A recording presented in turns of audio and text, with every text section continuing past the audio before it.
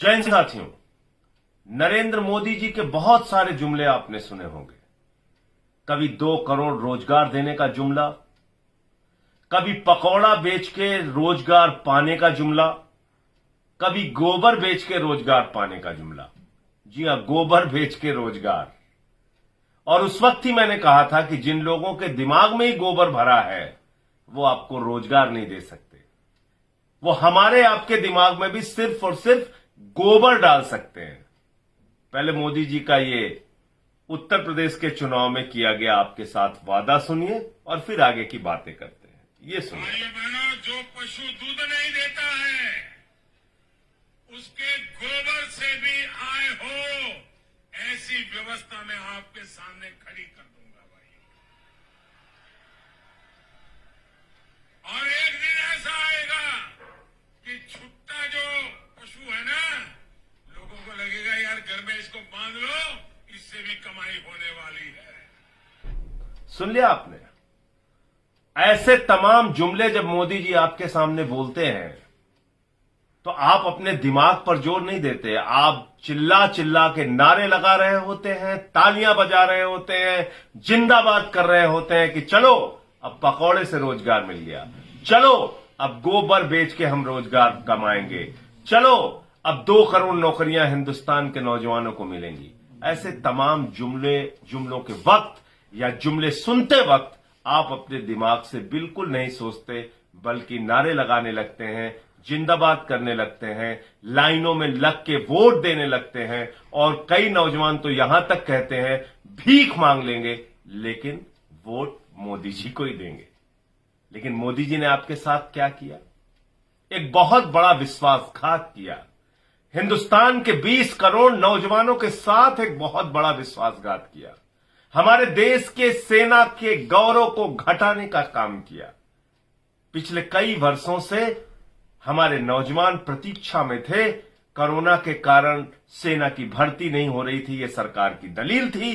बार बार आपसे झूठ बोला जा रहा था, सेना भर्ती नहीं की जा सकती, नहीं की जा सकती। आप उसके कई वर्षों पहले से तैयारी कर रहे थे सेना में जाने के लिए। सेना की जो कुछ भर्तियां हुई भी थी उसमें आज के नियमों के हिसाब से भारी संख्या में नौजवान ओवर एज हो चुके हैं, यानी कि उनकी आयु सीमा खत्म हो चुकी है। अब कौन सी योजना आ गई? अग्निपथ योजना। एक बड़ा भड़काऊ सा, एक बेहतरीन सा नाम दिया गया, अग्निवीर। अग्निवीर बनो। कैसे अग्निवीर बनो? 4 साल सेना में जाके नौकरी करो। 4 साल, यानी सेना में भर्ती होने के लिए पहले तो आप 4 साल तैयारी कीजिए, अपने आप को सेना में भर्ती होने लायक बनाइए, फिर 4 साल वहां पर नौकरी कीजिए और उसके बाद आपको निकालकर बाहर कर दिया जाएगा। फिर बेरोजगारी का कटोरा लेके आप दर दर घूमते रहिए। यह योजना लाई किसके लिए गई है? यह योजना दो कारण आपकी जिंदगी में पैदा करेगी। या तो आप बेरोजगारी के कारण हताश होकर आत्महत्या करने के लिए मजबूर हो जाओगे, या कहीं किसी प्राइवेट कंपनी में सिक्योरिटी गार्ड की नौकरी खोज रहे होगे। यह प्राइवेट कंपनियों के लिए योजना लाई गई है। नरेंद्र मोदी जी की सरकार ने एक सौगात दिया है प्राइवेट कंपनियों को कि चिंता मत करो, अब तुमको ट्रेंड सैनिक मिलेंगे और सिक्योरिटी गार्ड के लिए मिलेंगे। तुम्हारे घर, तुम्हारे दफ्तर के सामने वो तुम्हारी नौकरी बजाएंगे, सिक्योरिटी गार्ड का काम करेंगे। उनके ट्रेनिंग का प्रबंध हम कर रहे हैं, सेना में भर्ती देंगे। अब सिक्योरिटी गार्ड के लिए प्राइवेट कंपनियों को ट्रेंड सैनिक खोजने की जरूरत नहीं पड़ेगी। 4 साल की ट्रेनिंग मोदी जी दे रहे हैं उनके लिए। और आज पूरे देश के अंदर नौजवानों में आक्रोश देखने को मिल रहा है। जगह जगह आंदोलन हो रहा है, जगह जगह नौजवान सड़कों पर उतरा हुआ है।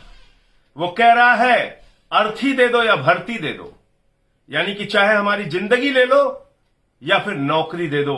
17 साल की सेना की भर्ती, 17 साल वाली नौकरी, जिसके लिए पिछले दिनों कई नौजवानों ने अपने बूढ़े मां बाप को चिट्ठी लिख के पेड़ पर फंदा डाल के फांसी लगा ली और ये दुनिया छोड़ के चले गए और कहा कि बापू अगले जन्म में आएंगे तो हम सेना की नौकरी करेंगे। ये हरियाणा का किस्सा है। ऐसे बहुत सारे किस्से, सहारनपुर, हरियाणा, बुलंदशहर। मैं आप नौजवान साथियों से कहना चाहता हूं, अपने बारे में सोचिए, अपने भविष्य के बारे में सोचिए। ये गोबर योजना लाने वाले लोग, ये पकौड़ा योजना लाने वाले लोग, ये 2 करोड़ नौकरियां देने का जुमला बोलने वाले लोग, ये आपके भविष्य के साथ खिलवाड़ कर सकते हैं, ये आपको नौकरियां नहीं दे सकते। आदरणीय नरेंद्र मोदी जी ने ये जो नियम लागू किया है, ये देश के सेना के गौरव को भी घटाएगा, क्योंकि 4 साल की नौकरी के लिए अगर कोई आदमी वहां पर सेना में अपनी सेवाएं देने के लिए जाएगा, उसके अंदर न वो भाव रहेगा, न निष्ठा रहेगी, और 25% की जो आपने लोगों को कंटिन्यू करने की जो लिमिट रखी है, उसके कारण से पूरी ऊर्जा नौजवानों की इस बात में लग जाएगी कि वो अपने सुपीरियर अधिकारी को, अपने वरिष्ठ अधिकारियों को खुश कैसे रखें, जिसके कारण उनको 25% की श्रेणी में रखा जा सके। वो देश के लिए सेवा देने का, जान देने का, देश के लिए सीमा की सुरक्षा करने का जो जज्बा है, उसको मोदी सरकार ने इस फैसले से खत्म करने का काम किया है। ये देश के नौजवानों के पेट और पीठ दोनों पर लात मारने का काम नरेंद्र मोदी जी की सरकार ने किया है। ये एक ऐसा फैसला है जो काले अक्षरों में लिखा जाएगा। भारत के नौजवान, भारत के करोड़ों नौजवान देश के प्रधानमंत्री नरेंद्र मोदी को इस विश्वासघात के लिए कभी माफ नहीं करेंगे, क्योंकि इन्हीं नौजवानों ने नरेंद्र मोदी जी को अपने कंधे पर उठाकर सत्ता के शिखर पर पहुंचाया 2014 में, सत्ता के शिखर पर पहुंचाया 2019 में, और बार बार उनको नौकरियां देने का वादा करके विश्वासघात और धोखा किया गया। इसलिए नौजवानों से मैं कहना चाहता हूं, जागो, आप जागिए और अपने हक के लिए अपनी आवाज को बुलंद कीजिए। और मैं सिर्फ ये कहना चाहता हूं कि आज इस लोकतंत्र के अंदर हमारे पास लोकतांत्रिक ढंग से अपनी बात को कहने का अधिकार है, लोकतांत्रिक ढंग से अपनी आवाज को बुलंद करने, अपनी आवाज को उठाने का अधिकार है। उन अधिकारों का इस्तेमाल कीजिए, आपको आपका हक मिलेगा, क्योंकि किसान जो 1 साल तक सड़कों पर बैठा रहा, उसके सामने सरकार को झुकना पड़ा। मजदूर जब अपने आंदोलन के लिए, एक लंबी लड़ाई के लिए घर से निकलता है, सरकार को उसके आगे झुकना पड़ता है।